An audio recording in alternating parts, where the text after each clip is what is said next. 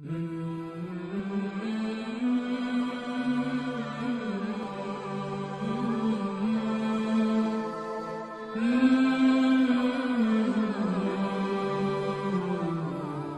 سہل بن عبداللہ تستری کا شمار صوفیاء کرام میں ہوتا ہے۔ آپ 3 سال کی عمر سے ہی اپنے ماموں شیخ محمد سمار رحمۃ اللہ علیہ کے ساتھ عبادت میں مشغول رہتے۔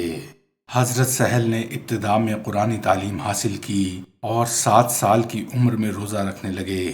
پھر جب 12 سال کی عمر میں ایک فقیہی مسئلہ پیش آیا تو آپ مشہور بزرگ حضرت شیخ حبیب حمزہ رحمۃ اللہ علیہ کی خدمت میں بصرہ حاضر ہوئے۔ حضرت شیخ نے چند لفظوں میں وہ مشکل ترین مسئلہ حل کر دیا۔ آپ حضرت حبیب حمزہ کے زہد و تقوی اور علم و فضل سے بہت متاثر ہوئے۔ پھر کچھ دن بصرہ میں رہ کر حضرت شیخ کی صحبت سے فیضیاب ہوئے اور بعد میں اپنے شہر تستر لوٹ آئے۔ پھر آپ کا یہ معمول بن گیا کہ دن کو روزہ رکھتے اور رات کو جو کی 2 ٹکیاں کھا کر شکم کی آگ کو بجھا لیتے۔ پھر بعض روایتوں سے پتہ چلتا ہے کہ حضرت سہل رحمۃ اللہ علیہ نے 7 دن تک کچھ نہیں کھایا۔ آپ ممنوع ایام کے سوا ہمیشہ روزہ رکھتے اور راتیں یاد الہی میں گزارتے۔ پھر ایک وقت ایسا آیا کہ اہل تستر نے حضرت سہل بن عبداللہ تستری پر کفر کا فتویٰ عائد کر دیا۔ آپ لوگوں کی اس تنگ نظری سے اس قدر دل برداشتہ ہوئے کہ اپنا سارا اثاثہ فروخت کر کے مکہ معظمہ روانہ ہو گئے اور یہ عہد کر لیا کہ آئندہ کسی سے کچھ نہیں مانگوں گا۔ پھر جب آپ مسلسل فاقہ کشی کرتے ہوئے کوفہ پہنچے تو آپ کے نفس نے سوال کیا، سہل بن عبداللہ، تم نے مجھ پر بہت مظالم ڈھائے ہیں، پھر بھی اگر تم مجھے مچھلی اور روٹی کھلا دو تو میں وعدہ کرتا ہوں کہ مکہ معظمہ تک کوئی شے طلب نہیں کروں گا۔ اپنے نفس کی آواز سن کر حضرت سہل بن عبداللہ تستری مچھلی اور روٹی کی تلاش میں نکلے۔ ایک جگہ آپ نے دیکھا کہ ایک اونٹ چکی چلا رہا ہے اور چکی کا مالک قریب ہی بیٹھا ہے۔ حضرت سہل بن عبداللہ اس شخص کے پاس پہنچ کر فرمانے لگے، دن بھر محنت کے بعد تم اونٹ والے کو کیا دیتے ہو؟ چکی کے مالک نے حیرت سے ایک مفلوک الحال شخص کو دیکھا اور بے پرواہی سے کہا، میں اونٹ کے مالک کو 2 دینار دیتا ہوں۔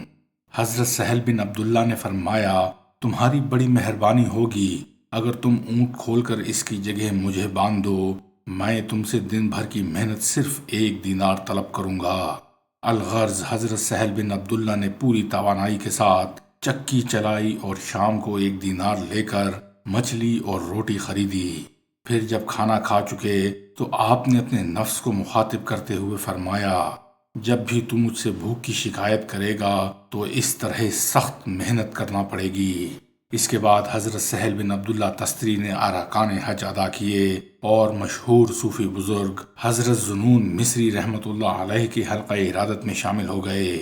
حضرت سہل بن عبداللہ کی یہ خاص عادت تھی کہ نہ تو آپ کبھی دیوار سے ٹیک لگاتے، نہ پاؤں پھیلاتے اور نہ کبھی کسی کے سوال کا جواب دیتے۔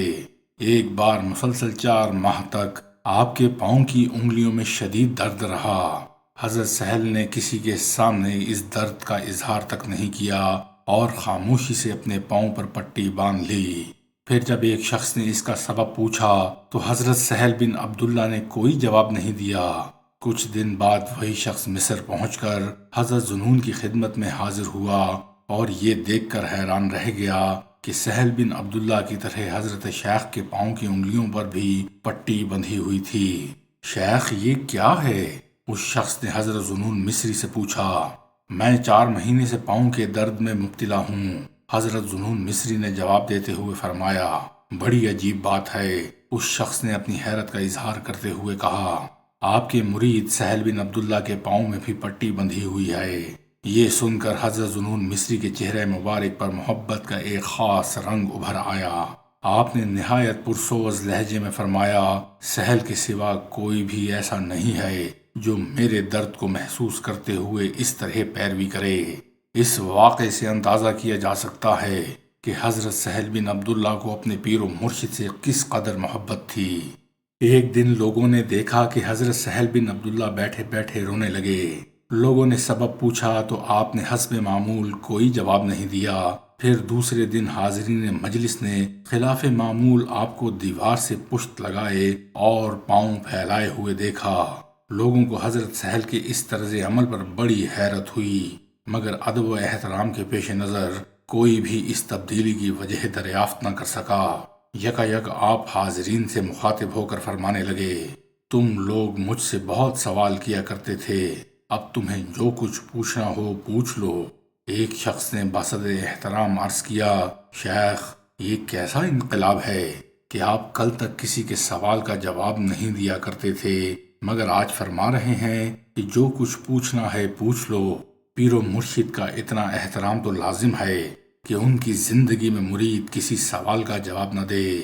حضرت سہل بن عبداللہ فرمانے لگے، لوگوں نے اس واقعے کو اپنے ذہنوں میں محفوظ کر لیا۔ پھر جب تحقیق کی گئی تو معلوم ہوا کہ یہ وہی وقت تھا جب ایک دن پہلے حضرت ذوالنون مصری نے انتقال فرمایا تھا۔ حضرت سہل بن عبداللہ رحمۃ اللہ علیہ اپنے پیر و مرشد کا اس قدر احترام کرتے تھے کہ جب تک ذوالنون مصری حیات رہے آپ نے کسی مجلس میں نہ دیوار سے پشت لگائی اور نہ لوگوں کے سامنے پاؤں پھیلائے۔